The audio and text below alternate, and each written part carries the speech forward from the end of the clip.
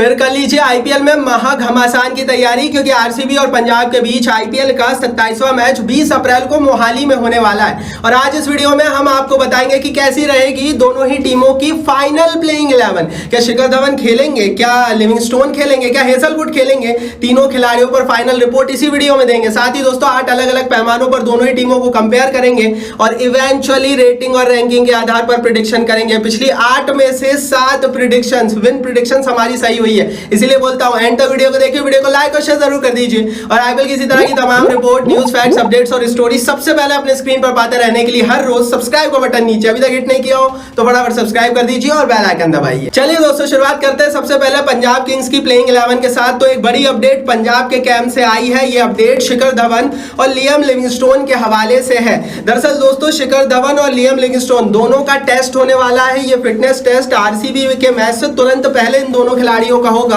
और उसी के बाद, इस टेस्ट के बाद ही हमें पता लगेगा कि क्या ये दोनों खिलाड़ी खेलने के लिए फिट हैं या नहीं। इस पर जो सबसे बड़ा फोकस रहने वाला है वो शिखर धवन पर रहने वाला है, क्योंकि पिछला मैच धवन नहीं खेले थे, फिट नहीं थे। अगर ये फिटनेस टेस्ट सही नहीं आता है तो पंजाब की टेंशन बढ़ जाएगी, क्योंकि आरसीबी जैसी खतरनाक टीम के सामने शायद हमें शिखर धवन खेलते हुए ना दिखे। और इसीलिए बोल रहा हूं हमें टेलीग्राम पर फॉलो कर लीजिए, क्योंकि जब भी ये टेस्ट होगा और जैसे ही इसकी रिपोर्ट आएगी हम सबसे पहले टेलीग्राम पर डाल देंगे। डिस्क्रिप्शन बॉक्स में लिंक है, फटाफट जाइए, हमारे परिवार का हिस्सा टेलीग्राम पर हो जाइए फ्री में। चलिए दोस्तों अब देख लेते हैं कि पंजाब किंग्स की प्लेइंग 11 कैसी रहेगी। तो ओपनर के रूप में धवन के साथ मैट शॉट ओपनिंग करेंगे। अगर धवन अवेलेबल नहीं होते हैं, अनफिट करार कर दिए जाते हैं मैच से पहले, तो धवन के स्थान पर पी सिंह, प्रभसिमरन सिंह हमें उतरते हुए दिखेंगे। मिडिल ऑर्डर की बात करूं तो यहां ये थोड़े से सेटल है, क्योंकि नंबर 3 पर हरप्रीत सिंह भाटिया, नंबर 4 पर सिकंदर रजा, नंबर 5 पर सैम करन उतरेंगे। सिकंदर रजा पिछले मैच में छा गए थे, बहुत अच्छे फॉर्म में दिखे थे, दैट इज व्हाई पंजाब इस मैच में इन पर भरोसा जताएगी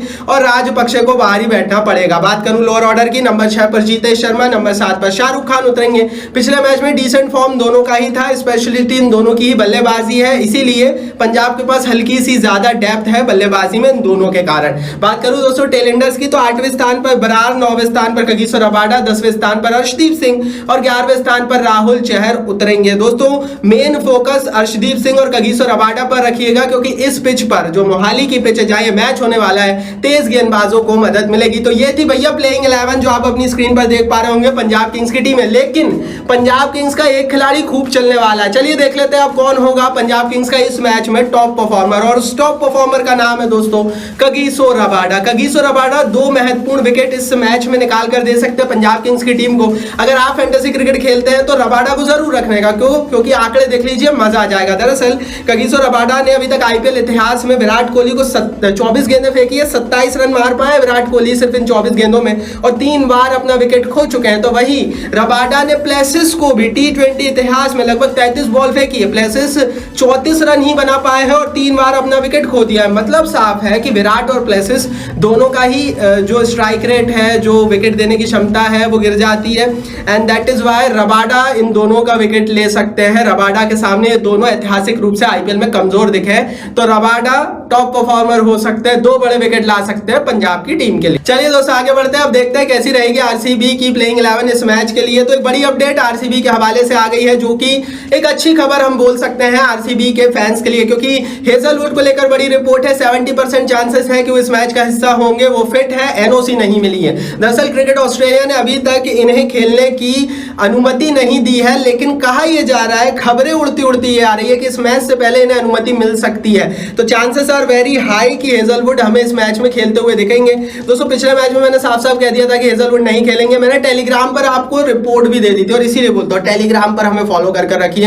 हेजलवुड को लेकर, धवन को लेकर, लिविंगस्टोन की इंजरी को लेकर जो भी खबरें आएंगी ना, सबसे पहले हम टेलीग्राम पर डाल देंगे, डिस्क्रिप्शन बॉक्स में लिंक है, देर मत करना। चलिए दोस्तों प्लेइंग 11 देख लेते हैं आरसीबी की। तो विराट कोहली के साथ फाफ डू प्लेसिस ओपनिंग करेंगे। इस आईपीएल का one of the blasting opening combination RCB के पास होगा इन दोनों के रूप में। मिडिल ऑर्डर में नंबर 3 पर मैक्सी, नंबर 4 पर लोमरो, नंबर 5 पर कार्तिक उतरेंगे।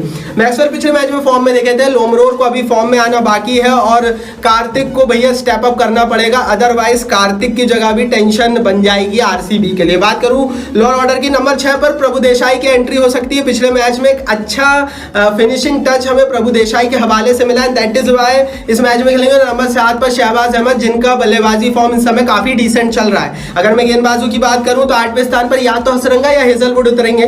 नंबर नंबर 9 पर पार्नेल, नंबर 10 पर हर्षल पटेल, नंबर 11 पर मोहम्मद सिराज उतरेंगे। दोस्तों हसरंगा की जगह इस पिच के आधार पर टीम में नहीं बनती है। हालांकि हसरंगा का प्रदर्शन बुरा नहीं रहा है, लेकिन अगर आरसीबी वालों को हेजलवुड की एंट्री करानी है तो उन्हें एक ना एक खिलाड़ी को बाहर, एक ना एक विदेशी को बाहर करना पड़ेगा। और इस समय प्लेइंग 11 में जो विदेशी बाहर बैठ सकता है वो सिर्फ हसरंगा है, क्योंकि पार्नेल भी खूब चल रहे हैं, ऊपर से प्लेसिस और मैक्सवेल को आप बाहर कर नहीं सकते हैं। दैट इज व्हाई हेजलवुड उनकी जगह पर आएंगे। तो ये प्लेइंग 11 थी दोस्तों आरसीबी की टीम की। अब इनके हवाले से इस टीम में कौन चलेगा, कौन होगा आरसीबी का टॉप परफॉर्मर इस मैच में, चलिए देख लेते हैं। नाम है फाफ डू प्लेसिस।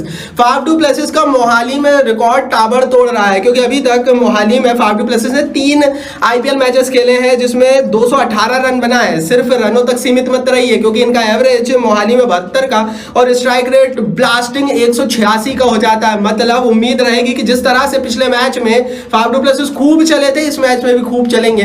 तो 2 खिलाड़ी हैं, पंजाब के हवाले से टॉप परफॉर्मर रहेंगे रबाडा और आरसीबी के हवाले से पिच के आंकड़ों के हिसाब से रहेंगे फाफ डू प्लेसिस। चलिए दोस्तों प्लेइंग 11 के बाद अब फटाफट कंपैरिजन कर लेते हैं, फटाफट आंकड़े देख लीजिए। सबसे पहले कैप्टन वर्सेस कैप्टन कंपैरिजन की बात करूं तो यहां पर फाफ डू प्लेसिस आरसीबी की कप्तानी करेंगे। अभी तक आईपीएल इतिहास में 21 मैचों में कप्तानी की है, जिसमें 11 मैच जीते हैं। विन परसेंटेज 52.38 का रहा है फाफ डू प्लेसिस का। तो वही दूसरी तरफ शिखर धवन, जो कि अगर फिट होते हैं तो कप्तानी करते हैं, 15 मैचों में अभी तक आईपीएल में कप्तानी कर चुके हैं, जिसमें से 6 मैचेस जिताए हैं। 40% का विन परसेंटेज रहा है। जाहिर है दोस्तों पंजाब फंसी हुई है। पहली बड़ी चीज है कि इनका कप्तान इस समय अनफिट है और धवन को लेकर पंजाब में इस समय असमंजस की स्थिति है। दैट इज वाई प्लेसिस को मैं 9 नंबर दूंगा 10 में से और शिखर धवन को मैं 7.5 नंबर दूंगा 10 में से।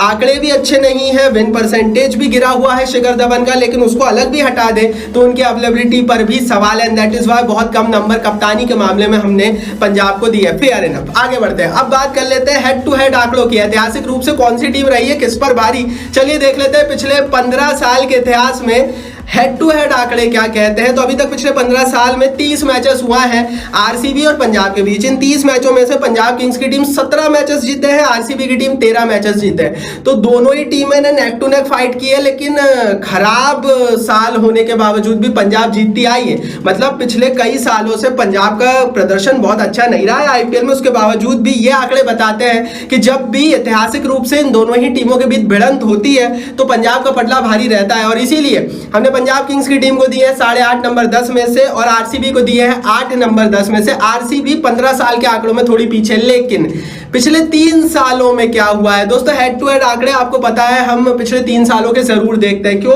क्योंकि पिछले 3 सालों में हमें पता लग जाता है कि दोनों ही टीमें जब एक दूसरे के सामने बढ़ी है तो रीसेंट फॉर्म दोनों का कैसा रहा है। अगर मैं पिछले 3 साल के आंकड़ों की बात करूं तो यहाँ तो पिक्चर और बिगड़ी हुई है, क्योंकि टोटल 6 मैचेस हुए हैं। पंजाब किंग्स की टीम 5 मैचेस जीती है पिछले 3 सालों में 2020 से अभी तक, और आरसीबी सिर्फ 1 मैच जीती है। मतलब पिछले 3 सालों में पंजाब डोमिनेट करता है आरसीबी को, ये आंकड़े बताते हैं। And that is why 9.5 number दिए मैंने पंजाबियों को और 7 नंबर दिए हैं मैंने बेंगलोर वालों को। अब बाकी आप बताओ आप कितने नंबर दोगे नीचे कमेंट बॉक्स में। आगे बढ़ते हैं दोस्तों, हेड टू हेड आंकड़ों की फिर से बात करेंगे, लेकिन इस बार बात करेंगे कि मोहाली में जब ये दोनों टीमें भिड़ी हैं तो क्या हुआ है। अगर मैं मोहाली में इन दोनों ही टीमों के बीच मैचों की बात करूं तो आरसीबी पंजाब के बीच हुए टोटल 6 मैचेस, पंजाब 3 जीती, आरसीबी 3 जीती है। मतलब मोहाली का मैदान ऐतिहासिक रूप से सपोर्ट करता है दोनों ही टीमों को और यहाँ पर किसी का भी पटला भारी नहीं, और इसीलिए दोनों ही टीमों को मैंने दे दिए हैं 8 नंबर 10 में से।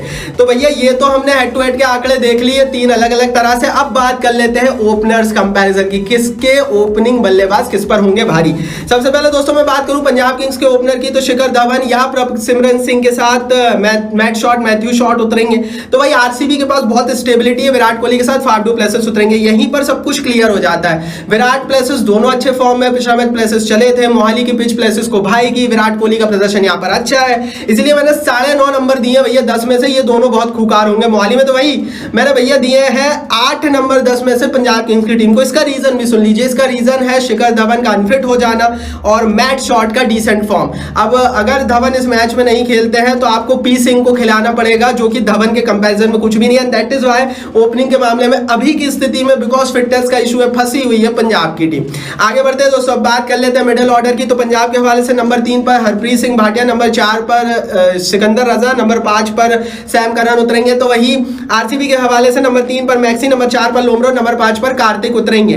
पिछला मैच अगर आपने आरसीबी का देखा होगा तो एक अच्छी खबर है, मैक्सवेल फॉर्म में आए हैं आरसीबी के फैंस के लिए, एंड दैट इज वाई यहाँ पर आरसीबी थोड़ी सी मजबूत हुई है। दिनेश कार्तिक अगर फॉर्म में आते तो और मजबूत हो जाएगी, लेकिन सिर्फ मैक्सी फॉर्म में है, इसीलिए अभी भी मिडिल ऑर्डर की स्थिति परिपूर्ण नहीं है, इसलिए मैंने 8.5 नंबर दिए 10 में से आरसीबी को। तो वही अगर मैं पंजाब की बात करूं तो यहाँ पर सिर्फ हमें पिछले मैच में सिकंदर रजा का फॉर्म दिखा था। सैम करन को गेंद बल्ले दोनों से अभी तक डिसेंट फॉर्म से ऊपर उठकर प्रदर्शन करना पड़ेगा, लेकिन भैया अगर मैं दोनों को कंपेयर करूं तो दोनों बराबर ही है। 8.5 नंबर मैंने दोनों ही टीमों को दिए हैं 10 में से, दोनों ही टीमों के मिडिल ऑर्डर को। आगे बढ़ते हैं, अब कर लेते हैं लोअर ऑर्डर का कंपैरिजन। किसका लोअर ऑर्डर तगड़ा है, किसके पास बेहतर फिनिशर्स है, किसके पास अच्छी बॉलिंग डेप्थ है। अगर मैं बात करूं पंजाब किंग्स के लोअर ऑर्डर की तो जितेश शर्मा नंबर 6, नंबर 7 पर शाहरुख खान उतरेंगे।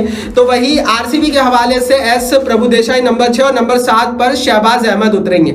यार देखो दोनों ही टीमें लगभग बराबर हैं, लेकिन अगर मैं पंजाब की बात करूं तो पंजाब की बैटिंग स्ट्रेंथ थोड़ी सी अच्छी है लोअर ऑर्डर में, क्योंकि जितेश शर्मा का भी डिसेंट फॉर्म है, शाहरुख खान का भी डिसेंट फॉर्म है। दूसरी बड़ी चीज अगर मैं आरसीबी की बात करूं तो आरसीबी इस पूरे टूर्नामेंट में अपने middle order, lower middle order के कारण हमेशा परेशान रही है, and that is why 2-3 matches RCB ने गवाए भी है। एक मैच तो सीएसके वाला ही है, अगर इनके पास लोअर ऑर्डर में तगड़ा बल्लेबाज होता तो सीएसके आरसीबी वाला मैच आरसीबी जीत जाती, एंड दैट इज वाई यहाँ ये लोग कमजोर है। मैंने 8 नंबर दिए आरसीबी को 10 में से और 8.5 नंबर दिए पंजाब को 10 में से लोअर ऑर्डर के मामले में। तो वही फाइनली अब बात कर लेते हैं टेलेंडर्स कंपैरिजन की, किसके पास बेहतर गेंदबाज है, टेलेंडर्स है। अगर मैं पंजाब के टेलेंडर्स की बात करूं तो 8वें स्थान पर हरप्रीत बरार, 9वें स्थान पर गगीश्वर रबाडा, 10वें स्थान पर अर्शदीप सिंह और 11वें स्थान पर राहुल चहर उतरेंगे।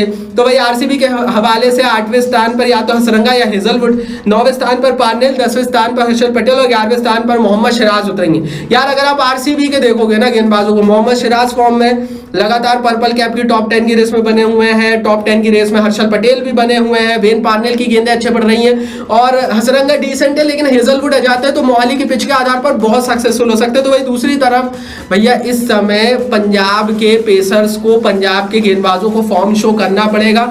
सिर्फ अर्शदीप सिंह का फॉर्म हमने अच्छा देखा है, दैट इज वाई मैंने 9.5 नंबर दिए 10 में से पंजाब के गेंदबाजों को, 8.5 नंबर दिए हैं, माफ कीजिए आरसीबी के गेंदबाजों को 8.5 नंबर दिए हैं दोस्तों पंजाब के गेंदबाजों को। ये तो हो गया दोस्तों कंपैरिजन रेटिंग रैंकिंग बता दी। अब देख लेते हैं कि फाइनल अंक कितने निकले हैं दोनों टीमों के। पंजाब किंग्स की टीम को मिले 80 में से 67 नंबर, तो वही आरसीबी को मिले हैं 80 में से 67.5 नंबर।